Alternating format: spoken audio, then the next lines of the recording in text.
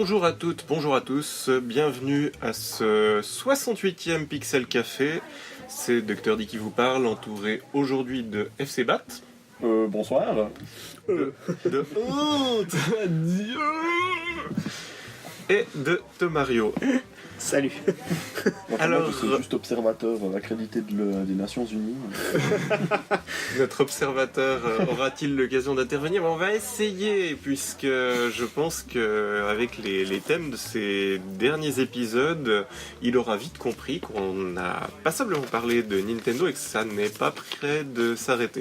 En effet, ce soir, ou aujourd'hui, suivant à quelle heure vous nous écoutez, nous allons parler de la mini Super NES classique, et je voulais que chacun s'exprime sur cette mini Super Nintendo pour savoir s'il y a des jeux qui leur semblent manquer et quels seraient les jeux qu'ils auraient ajoutés, en sachant que je vais donner la parole à Tomario qui pourra aussi nous dire quels sont les jeux qu'on trouve, les 21. On va voir s'il les connaît par cœur. Voilà, je les connais pas par cœur, mais je vais aller regarder. Mais juste petite précision, juste pour être tatillon, sauf erreur de ma part, la console s'appelle Nintendo Mini Classic Super NES.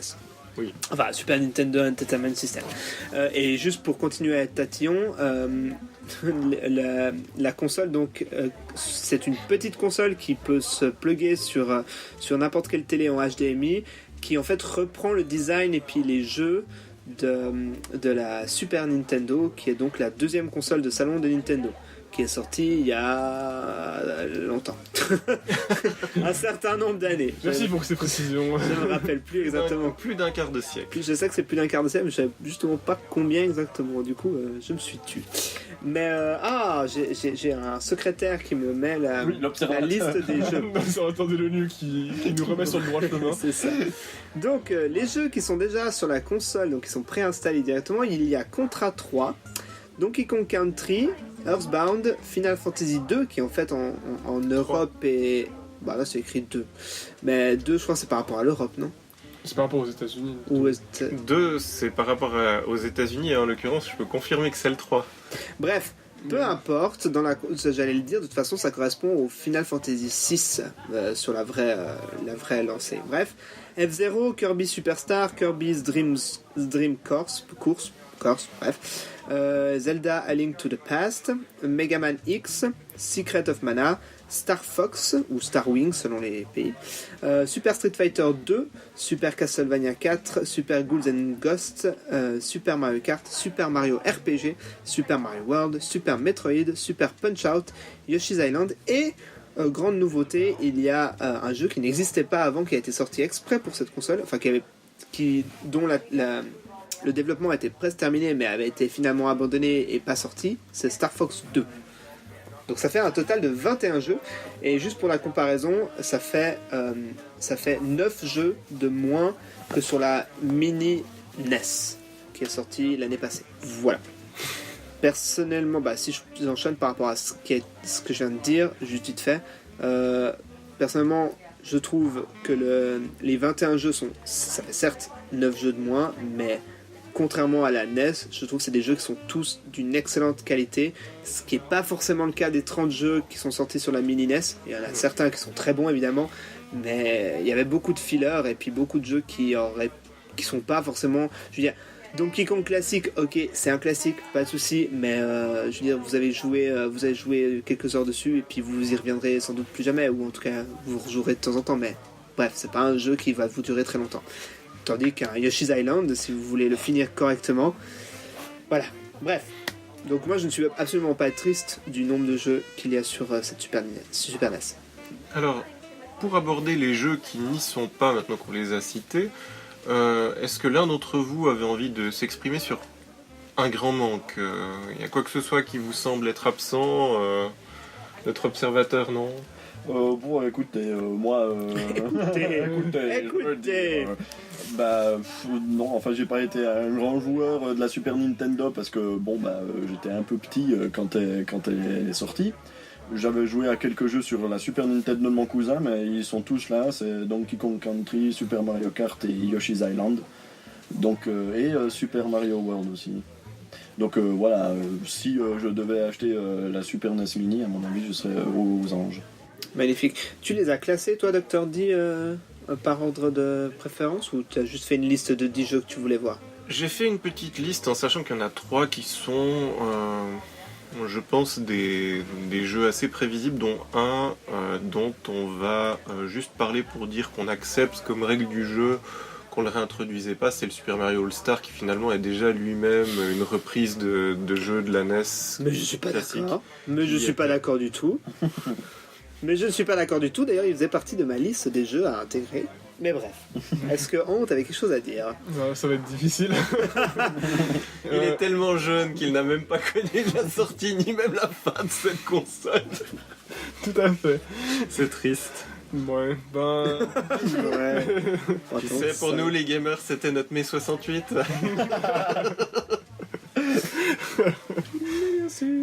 Mais voilà, je sais pas... Enfin, comme le docteur l'a explicitement souligné, j'étais trop jeune à l'époque de la... Enfin, à l'époque de la NES Mini, je suis bien après... je sais pas en quelle année est-ce qu'elle a terminé d'être produite, quand est-ce que ça fait le changement. Oui, je dirais 3-4 ans avant ta naissance. D'accord. Super.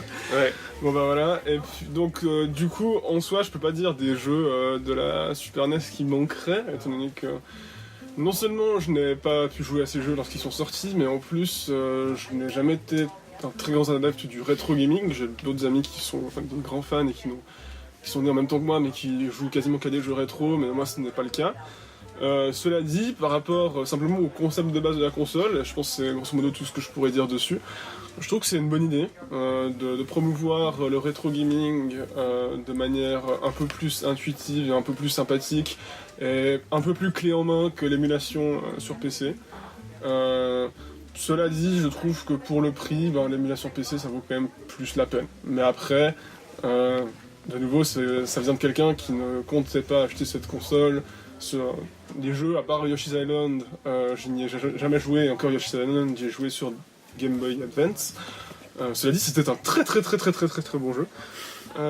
Mais du coup, voilà, selon moi, c'est une très bonne idée, mais après, sans réel plus. Et puis, je suis tout à fait sûr que les jeux qui sont dessus, ils sont très bons, et puis que ça fait un très beau florilège de 21 jeux à découvrir ou redécouvrir.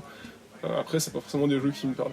Cela dit, petite anecdote, je sais pas si vous avez joué au Star Fox 2, mais j'ai plutôt lu qu'il était finalement pas terrible. Bon, alors moi c'est marrant. Ah, moi j'ai pas du tout joué, mais alors moi c'est l'inverse. J'ai entendu exactement l'inverse. Qu'il était bien meilleur que le premier, et puis que ça faisait une vague de fraîcheur. Et j'ai même entendu plusieurs personnes qui disaient que sans le placer dans son contexte, c'était un excellent jeu. C'est-à-dire qu'on oublie le fait que graphiquement... Enfin non, justement, on n'oublie pas le fait que graphiquement ça date. Il y a plein de gens qui trouvaient que malgré ça, qu'il était tout à fait... qu'il aurait pu sortir à notre époque comme ça et que ça aurait été un bon jeu. Ok. C'est ce que j'ai entendu. Après moi, j'y ai pas joué personnellement. Donc, Mais du coup, cher Mario, quel est ton classement mais ouais, alors juste peut-être avant, est-ce que... Ouais, enfin moi j'ai juste une petite anecdote par rapport à Hunt. Malgré le fait qu'il disait qu'il n'était pas adepte de rétro gaming, le soir où j'ai reçu ma console, il était à la maison avec moi et il a joué et c'était assez marrant parce qu'il a pas arrêté, à chaque fois qu'on lançait un jeu, il a pas arrêté de dire mais finalement c'est vachement beau. Et ça m'avait surpris qu'il ait été autant impressionné par les graphismes de la Super NES malgré le fait qu'il l'ait pas connu et tout ça, et je trouvais ça chouette. Vraiment. Alors même si je suis pas adepte du rétro de gaming, il n'empêche que je suis quelqu'un qui aime beaucoup le pixel art, tout ce qui était que ce soit les jeux ou bien simplement les œuvres dessinées en pixels et que ce soit en 8 bits, 16 bits, 32 bits, je crois que ça passe déjà à 3D. Enfin bref, ce genre de graphisme, ouais ça dépend. Mais ce genre de graphisme, c'est vraiment des graphismes que j'apprécie déjà à la base. J'ai joué à plein de jeux qui ont des graphismes un peu pixelisés. Comme ça, on va dire, pour en citer que quelques-uns, Terraria, Stardew Valley et puis Binding of Isaac Rebirth, et qui sont tous très beaux. Et franchement, effectivement. Par contre, je dois dire que j'étais impressionné de Donkey Kong Country, étant donné qu'il y avait vraiment une sorte d'effet de 3D alors que le jeu était totalement en 2D. Il y avait vraiment une sorte d'effet de 3D dans la façon dont les textures étaient faites, l'agencement des couleurs, pour donner une idée de modèle 3D, mais jamais le modèle était purement en 2D. C'était assez impressionnant, je veux dire, effectivement. Eh bien, c'est un parfait tremplin pour la question de Dr. D sur quel jeu j'aurais voulu voir sur cette console. Et personnellement, il y a tous les autres jeux que je vais citer, ça aurait été un plus appréciable, mais il y en a deux qui me manquent énormément. Et puis vous l'avez deviné, c'est les suites de Donkey Kong Country, c'est-à-dire Donkey Kong Country 2, Diddy Kong's Quest. J'ai un doute, Diddy Kong Quest, il n'y a pas le Z, bref. Et puis. Diddy's Conquest. Non, je crois que c'est Dixie's Double Trouble. Bref, ça c'est pour le 3. Bref, 2 et 3. Donkey Kong Country 2 et 3. Et même si le 3, à mon avis, est un peu moins intéressant, ça reste un classique de la Super NES pour moi. Et c'est des jeux que j'ai énormément appréciés à l'époque et que je retourne avec plaisir très très très souvent. Et du coup, leur absence, surtout que le Donkey Kong Country 2 est mon préféré des 3, leur absence m'a vraiment manqué dans cette mini NES. Sinon après tout le reste, c'est juste du, ça aurait été de la cerise sur le gâteau un peu plus, mais pas forcément indispensable pour moi. Mais du coup je te propose Dr. D qu'on en dise chacun un et puis. Alors évidemment tu viens d'en donner 2. De mon côté j'en avais aussi 2 qui étaient de suite que j'aurais volontiers ajouté. Je pense que au même titre que les Donkey Kong n'y sont pas pour des raisons de licence, parce que ce sont pas des purs jeux Nintendo, puis au prix où il a fallu mettre la console, il fallait tout négocier avec les développeurs. Je suis pas sûr pour les country. Je sais que c'était rare à l'époque, mais je crois que ça a été complètement racheté par Nintendo. Je peux dire des bêtises, mais ça les a jamais empêchés en tout cas de les sortir sur console virtuelle ou quoi que ce soit, et ils ont jamais eu de problème de licence. Hein. Non, mais le truc c'est qu'ils leur payent des royalties à chaque fois. Ça c'est possible. Et du coup ça coûterait trop cher d'avoir un truc où t'as pour plus de royalties que le prix de la console. Ok. C'est tout à fait possible. Dans la lancée, c'est aussi pas pour rien qu'on voit que beaucoup de jeux sont des jeux de Nintendo parmi les 21. Oui, bien tout sûr. simplement parce que sinon ça coûterait trop cher. Mais moi, il y en a 2 qui viennent de Capcom, qui sont évidemment 2 que j'aurais ajouté. C'est que vu qu'il y a le Mega Man X, premier du nom, qui était très très bien. Le deuxième était absolument excellent et aurait mérité sa place aussi. Le troisième était un petit peu plus faible et était également sorti sur PlayStation et je crois sur Saturn. Mais ces 2-là, je les aurais ajoutés pour avoir encore un ou 2 jeux de shoot très classiques, très rageux et très efficaces. Ok.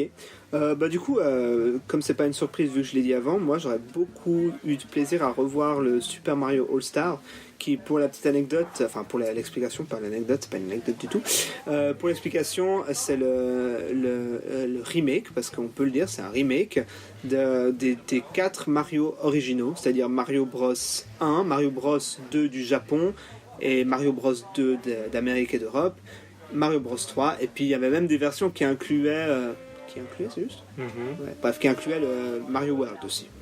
Donc bref, c'était 4 jeux en un, et c'était que du bonheur parce qu'ils étaient visuellement beaucoup plus beaux, même si le gameplay ne changeait absolument pas, ils étaient visuellement beaucoup plus beaux, et puis il y avait un système de sauvegarde qui n'existait pas à l'époque de la NES. Donc moi, personnellement, j'aurais énormément apprécié revoir cette compilation, surtout pour l'aspect graphique du truc.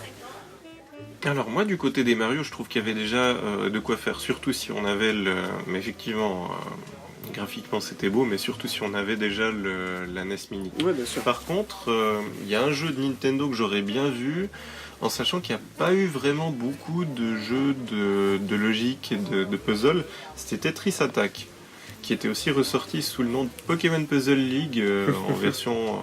ça c'était un vrai remake parce qu'il y avait plus d'options, et qui était un vrai bon jeu type Tetris. Ouais. Du côté toujours de Mario, j'aurais bien voulu, même si j'avoue que je sais pas exactement si ça aurait été possible, parce qu'il me semble qu'il fallait jouer avec une manette spéciale. Je me trompe peut-être parce que je l'ai malheureusement pas du tout connu ce jeu, mais j'aurais bien voulu découvrir Mario Paint. Et c'est un truc qui n'est jamais sorti en console virtuelle. Et que moi j'ai jamais pu jouer parce que je sais même pas s'il existait en Europe, très honnêtement. Oui. Bref. Il jouait qu'à la souris et du coup il n'est pas possible de le rééditer si on peut pas proposer une souris à côté. Voilà, mais ils auraient pu trouver des petits tweaks pour faire en sorte qu'il soit fonctionnel quand même. Mais bref, j'aurais bien voulu le découvrir sur la Super Nintendo. Moi de mon côté, il y aurait eu un autre jeu qui est très arcade et qui est assez loin de tout ce qui a déjà été cité que j'aurais bien vu, c'était le jeu Super R-Type, qui est un jeu de vaisseau, un shooter qui est arrivé relativement tôt dans la vie de la Super NES et qui est très rageux, vraiment très efficace, mais atrocement dur. Et peut-être qu'on a déjà beaucoup de jeux qui sont relativement difficiles parmi ceux qui sont sur la console. Pour terminer avec ma liste des Mario qui me manquent, même si celui-là me manque pas vraiment, c'est presque plus un troll et puis un filler. Tu vas pas nous dire Mario is Missing. Et c'est exactement ce que je vais dire. Je n'ai pas spécialement. Alors attention, parce qu'il y a 2 Mario is Missing. Il y a un Mario is Missing sur PC et puis un autre sur console. Celui sur console est quand même acceptable, contrairement à celui sur PC. Mais c'était un jeu plus éducatif qu'autre chose, mais je sais pas, malgré tout, malgré le fait qu'il était assez mauvais, j'ai eu pas mal de plaisir à jouer à cette espèce d'ersatz un peu pourri de Mario World, donc j'aurais bien voulu le revoir. Non.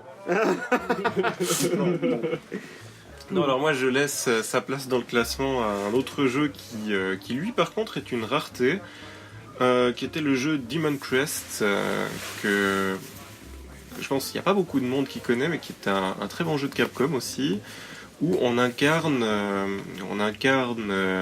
Red Harrimer, Firebrand, qui est en fait un personnage qu'on croise dans une autre série de jeux. Les Ghosts and Goblins. Exactement, on joue la gargouille. Oui, juste. Et on joue la gargouille au royaume des gargouilles, qui essaye de se faire une place pour aller défoncer, tataner la gueule au général en charge des démons. De mon côté, ayant terminé tous les Final Fantasy, à l'exception de 2 volets, et quand je dis tous les Final Fantasy, je parle même des suites et puis des sous-suites, enfin bref, j'ai torché cette série, à part 2 épisodes, c'est le 6 qui est déjà sur la Super NES, et puis c'est le 5, donc j'aurais bien voulu aussi voir le 5 sur cette console pour pouvoir le recommencer et éventuellement le terminer. Et puis vu qu'on y est, il y a aussi le Final Fantasy 4 que j'aurais apprécié pouvoir voir sur cette console, donc ça ferait 4, 5, 6 en gros. Alors je vois que toi tu bascules du côté des RPG, c'est pareil pour moi parce que la Super NES est la première vraie console des RPG, n'en déplaise aux fans de la Nintendo où il y avait déjà quelques Final Fantasy. Je vais pas revenir sur tes propositions qui sont excellentes, mais pour moi il y avait d'autres manques. On aurait pu placer un Fire Emblem, c'était pas non plus mon idée, mais il y a vraiment trois jeux qui me semblent être des titres majeurs qui manquent. Du côté de Squaresoft, ils ont proposé Secret of Mana. Il y avait une espèce de suite à Secret of Mana qui n'est pas vraiment une suite, qui est une suite au niveau du gameplay, mais qui a été développée par l'équipe américaine. C'est Secret of Evermore, qui est un excellent RPG, qui est vraiment un jeu à connaître, beaucoup plus sombre que Mana. J'en ai beaucoup entendu parler aussi. Ouais. Très très drôle. Sinon, dans les grands classiques, mais alors celui-là c'est un problème de licence, c'est Chrono Trigger. Ouais, Chrono Trigger. Il était sur ma liste aussi. Pour moi, c'est le plus gros RPG de la SNES, voire pour beaucoup de personnes, c'est le plus gros RPG de tous les temps. Donc, on a fait le tour des forums aussi en préparant cet épisode. On va pas se mentir, il y a beaucoup de fans qui sont choqués de ne pas le voir dans la liste. Vraiment. Puis après, j'ai un petit coup de cœur perso, mais qui surprendra personne parmi les personnes qui suivent le Pixel Café, c'est que en plus de Final Fantasy et d'autres séries de jeux, Squaresoft, qui s'était spécialisé dans les RPG, avait donné un coup de main dans le cadre d'un projet commun, pas uniquement avec leurs collègues de NX en ce qui concerne Chrono Trigger, mais également avec leurs collègues de Capcom, avec la série des Breath of Fire. On a 2 épisodes, un qui n'était pas terrible le premier, mais le deuxième est vraiment excellent et il gagne à être découvert même maintenant parce que graphiquement il est très beau, musicalement il est très soigné et il se suit comme une bonne aventure littéraire. Voilà. Moi j'en ai juste un à conclure. C'est ce que j'allais dire. Je suis au bout de ma liste parce que j'en ai balancé 3 à la suite. Parfait. Moi, c'est aussi le bout de ma liste. Parce que moi, j'en avais mis 9 pour arriver à un total de 30 jeux. Et le dernier, c'était juste le Pilot Wings. Pas spécialement pour un coup de cœur personnel, c'est justement parce que je connais un petit peu la série grâce à l'épisode 64. Et j'aurais bien voulu plus de la découvrir avec l'épisode Super NES. Donc voilà, j'aurais bien apprécié que Pilot Wings soit sur cette liste. C'est vrai que de toute la liste évoquée, il y en a un certain nombre qui fonctionnaient en utilisant ce qu'on appelle le mode 7. Pilotwing en est la version la plus aboutie, mais c'est quelque chose qu'on a complètement perdu avec l'avènement de la 3D et qui gagne tout à fait à être redécouvert maintenant pour savoir comment on faisait pour gérer des situations qui se voulaient en 3D. Il se trouve que ce soit Secret of Mana, Secret of Evermore, Chrono Trigger, on l'utilisait beaucoup. Je sais pas si vous voulez ajouter quelque chose, vous qui n'avez pas connu la console. Bah non. Que vous la découvrirez avec... Ça a l'air très bien. Que vous la découvrirez avec assiduité. Non, parce que j'ai pas d'argent. Mais on t'apprêtera. Oh, cool. Ceci dit, c'est tout pour aujourd'hui. Si vous avez apprécié cette vidéo, n'hésitez pas à liker, à commenter. Vous le faites de temps à autre, on apprécie beaucoup. Et puis, si vous souhaitez nous retrouver sous tout autre format que ce soit, n'hésitez pas à regarder notre site internet www.pixel-association.ch ou notre chaîne YouTube que vous connaissez et les différents réseaux sociaux où vous nous retrouverez. C'était Dr D accompagné de FC Bat, Honte et Tomario qui vous disent à la prochaine. À la Au revoir. prochaine.